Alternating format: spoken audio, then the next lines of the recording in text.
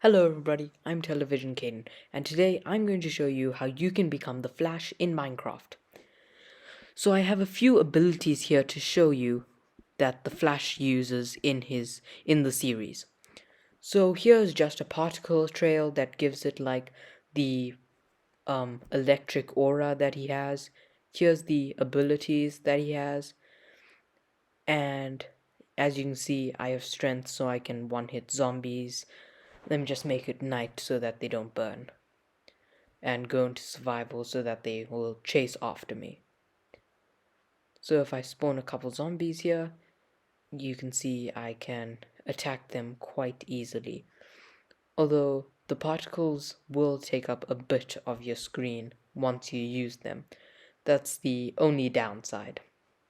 So the next ability that I will be showing you is his lightning strike ability. In the show, he uses this on enemies where he just throws lightning from his body at his enemies. And I tried my best to simulate that in Minecraft, but it's Minecraft, so it does look a little choppy. As you'll see here, I just threw down the item and that zombie got struck by lightning and will most probably burn. So the next ability that I will be showing you is the time travel ability. This one I really like because in the show he can go forward in time by running. In this I can only go forward in time. I can't really go back in time. As you saw, we were affected with slowness. The reason I chose that just because it adds a lot more atmosphere to it.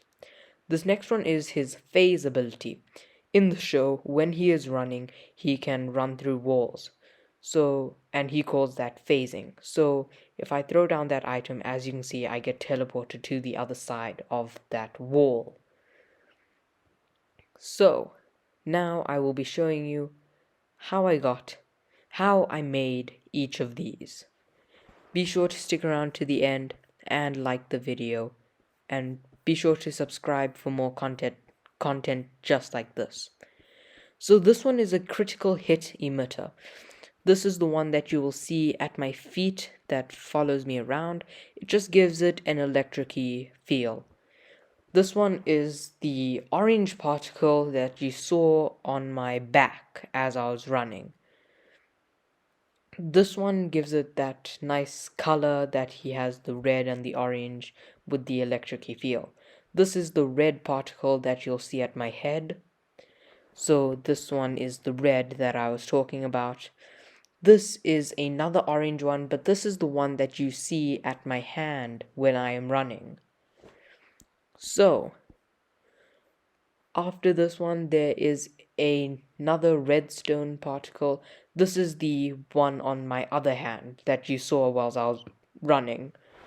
This one is another critical hit emitter. This is the one that was on my back. As I said, the critical hits just give it more of a lively feel.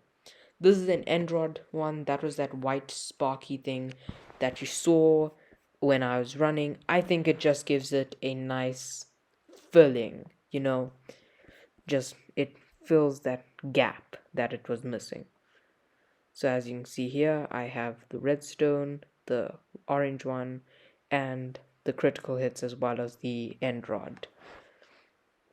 So this next one is his general abilities like his speed and his strength as well as the absorption. So for this you want to give yourself a tag which will be called flash. Just copy that command, and I already have the tag, so it will give me that message when I type it in. So for this one you're going to need to execute on that tag, and then with this command you get affected with the speed. The reason I chose 50 was because it still seems like you are running in Minecraft. This one gives you the strength so that you can one-hit zombies. This is the absorption, so as you saw when I was in survival I had golden hearts. The absorption is what gave me those golden hearts. The next ability is his lightning strike ability. For this, I took a blaze rod and I renamed the blaze rod to lightning strike. So After I renamed it to lightning strike, you will see there is a whole big command that you just need to type in to get this to work. The reason there's only 2 commands on the command block chain is because I don't need a third one to kill the item. The fire will burn the blaze rod. So here is the giant command that I was telling you about.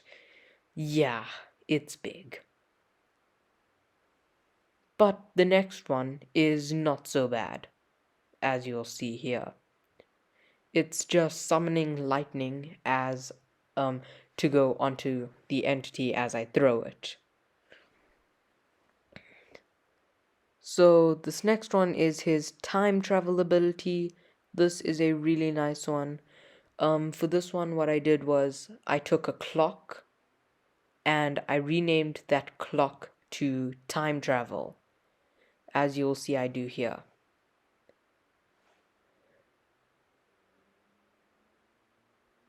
So now that I have renamed this clock to time travel, you will see that if I drop this item, I will get affected with slowness, but everything around me will get affected with speed. That is why you see that speed icon there. I can't really demonstrate that, so that's why I'm gonna spawn in just a bunch of cows here in a line and then drop the item so that you can see how they run really fast. The reason I gave all of the entities speed was because it just seemed better because everything was speeding up as you went into the future. So this is just testing for that item, and make sure the chain command blocks only on the time travel one are conditional. This one gives you slowness, and this next command block that I will show you now is going to give everything around you speed. For speed 100 for 1 second repeatedly until it goes through this long line. The reason I made this such a long line of repeaters is because I didn't want this item to be killed immediately after I dropped it. Otherwise it would only be sunset, sunrise, day, noon, and it would be all of that. You wouldn't be able to go by days.